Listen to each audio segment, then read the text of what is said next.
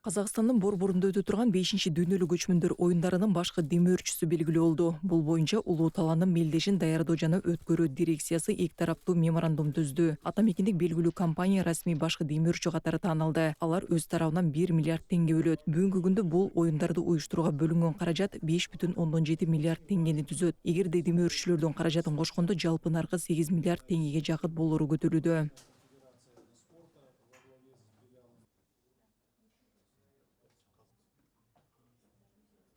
Ең қомақты сумма осы біздің келіп жатқан спортшыларымыз бар, ошо ғылыми жобага катышуучулар бар. Эң чоң сумма келе турган спортчуларыбызга, илимий долбоорлордун катышуучуларына, маданий долбоорлорго катышуучу чет элдик конокторго атайын билеттерди сатып алуу үчүн жумшалат. Андан сырткары башкы демөөрчүбүз айткандай, акчанын бир бөлүгү улуттук кураманын формасына жумшалат. Ыктыярчылардын сунуштарынын негизинде дагы 1000 ыктыярчыга 300 волонтерду кошуп жатабыз. Бул алардын кийим-кечеси жана транспорту үчүн колдонулат. Жук эрктини косуп алып жатырмыз. Оған біз осы олардың кийим-кешеги және тамагы, ары бери жүрүү, келип кетүүнө арналатын болады. Эскерде кетсек, 5-дүйнөлүк көчмөндөр оюндары спорт, маданий жана илимий багытта өтөт. Спорттун 21 этникалык түрү боюнча жалпысынан 97 комплект медаль ойнотулат. Бул жолу аркан тартыш биринчи жолу мелдештин негизги программасына кирди.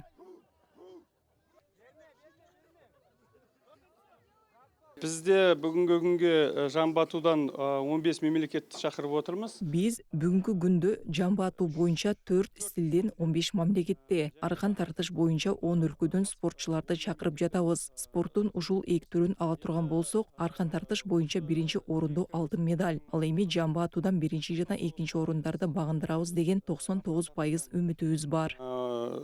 Алтын орунга ээ болуп, биринчи орунга ээ боламыз.